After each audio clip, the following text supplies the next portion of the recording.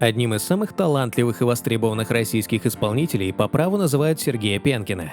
«Принц Серебряный» и «Мистер Экстравагантность» — каких только титулов не давали Пенкину, прославившемуся уникальным голосовым диапазоном в 4 октавы. Он выходил на одну сцену вместе с Виктором Цоем, выступал с эпатажным Боем Джорджем, выезжал за границу с варьете ресторана московской гостиницы «Космос» и работал дворником в Москве. В жизни Сергей Пенкин всего добился самостоятельно и может гордиться сегодня своими успехами. Несмотря на огромное количество поклонниц, множество романов, он так и не смог обрести настоящую семью. Что же мешает Сергею Пенкину построить свое личное счастье? Сережа родился в многодетном большом семействе 10 февраля 1961 года. Его родной город – Пенза.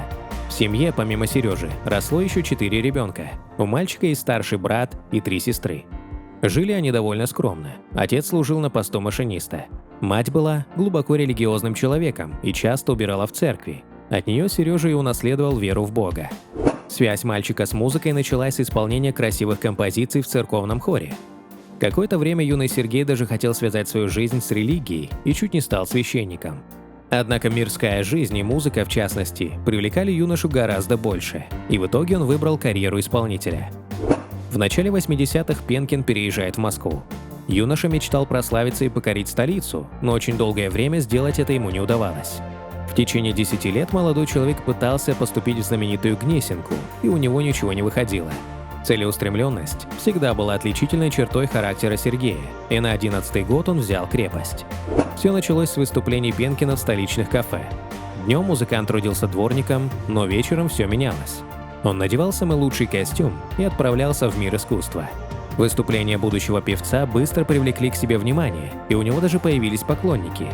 Ресторанные посетители начинают заказывать столики рядом со сценой, лишь бы услышать чудесное пение Пенкина. Ресторанное исполнение артист не оставил даже тогда, когда учился в Гнесинке. Свои первые гастроли он начал с песен вместе с ансамблем «Лунное варьете», с которым была связана ресторанная карьера исполнителя. В 1986 году произошла знаковая встреча. Сергей познакомился с Виктором Цоем. В свое время Цой работал кочегаром и прекрасно понимал, через что Сергею пришлось пройти на пути к славе. Музыканты подружились, хотя и работали в совершенно разных жанрах. Исполнители договорились выступать в формате одного концерта, и эта задумка оказалась блестящей. Поклонники обоих с удовольствием приходили на выступления. Все закончилось со смертью Виктора Цоя, которая потрясла Сергея. Яркие наряды, пестрящие блестками, часто становились причиной многочисленных слухов. О Пенкине говорили всегда и далеко не позитивные вещи. Был даже слух о том, что артист является представителем нетрадиционной ориентации. Сам певец всегда обижался на подобные россказни и старался не допустить проникновения в свою личную жизнь. Впервые Сергей Пенкин влюбился еще в детстве. Но девочка, поселившаяся в соседнем подъезде дома, где жил 6-летний Сергей, даже не догадывалась о его чувствах.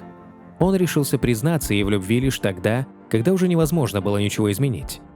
Ольга Балакина, которая выросла рядом с ним, была уже замужем и успела стать мамой. Признание Сергея ее немало озадачило, но никак не повлияло на многолетнюю дружбу певца и его первой любви. Ольга дважды побывала замужем, но даже будучи женщиной свободной, так и не увидела в друге детства возможного спутника жизни.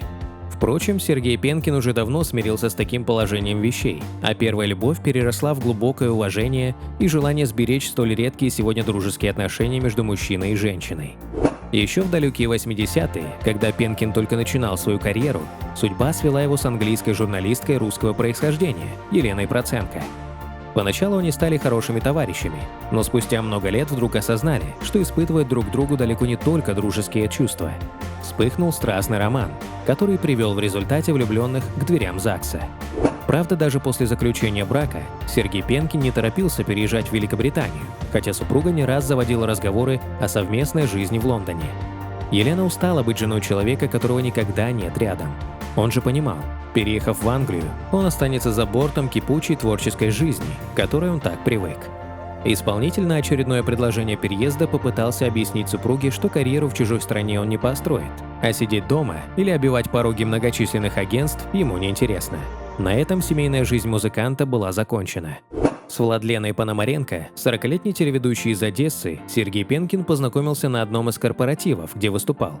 Эффектная блондинка была симпатична исполнителю, а потому после своего возвращения в Москву он стал регулярно звонить новой знакомой.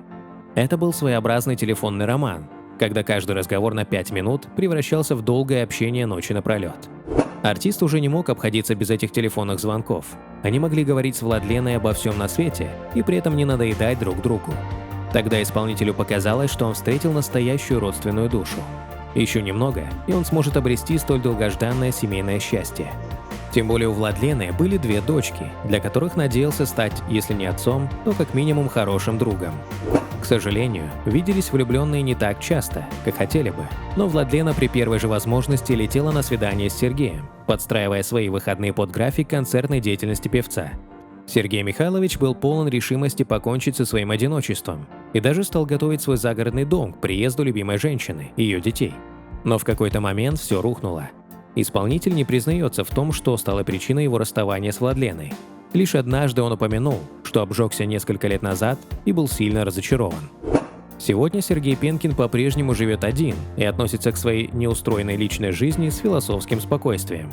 Он приводит в пример многих гениальных артистов, которые так и не смогли обрести семейное счастье. По его словам, в его жизни слишком большое и всегда первое место занимает работа, а женщины, даже самые терпеливые и понимающие, редко соглашаются на вторые роли. Певец всегда мечтал о женщине, способной полюбить его как человека, а не как артиста и известного исполнителя. У него нет других требований к спутнице жизни, только безусловная любовь. А раз ему пока не довелось встретить девушку своей мечты, то он по-прежнему будет уделять все свое время творчеству. Сергей большую часть года живет в шикарном загородном доме в поселке Ромашково, всего в паре километрах от МКАД. Очень удобно, вроде и на природе, и до центра Москвы всего 20 минут без пробок. Здесь все построено и отделано по его собственному дизайну, обставлено со вкусом и размахом. Некоторые предметы интерьера отделаны стразами Сваровски. Пенкин не изменяет себе, продолжает обожать все яркое, блестящее и сверкающее. Он очень любит принимать у себя гостей, друзей и коллег, но больше всего радуется, когда удается собрать под одной крышей всю семью. В огромном помещении площадью 1500 квадратных метров, 5 спален, библиотека, огромная гостиная с камином, столовая, кухня, баня, тренажерный зал, бассейн, музыкальная студия, гримерная и гардеробная. Белые мраморные лестницы, полы с инициалами хозяина, люстры, изысканные гардины. Все это великолепие подходит под определение дворец, а не просто дом. Для родной и любимой Пензы Пенкин сделал многое. Он построил церковь, возвел красивую часовню у кладбища, где похоронены его брат и родители. Исполнитель очень любит посещать город детства, где до сих пор проживают его сестры.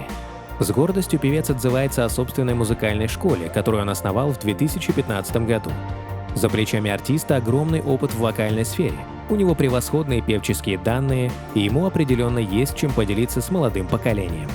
Сергей Пенкин совсем не ощущает своего возраста. В душе так и остался 18-летним. Также не сидится дома, хочется куда-то бежать, гулять, веселиться, радоваться жизни. У артиста все есть для этого. Дом, деньги, любимое детище, школа, которой он уделяет очень много сил и времени. Не хватает лишь семьи и детей. Но Сергей уже перестал сокрушаться по этому поводу.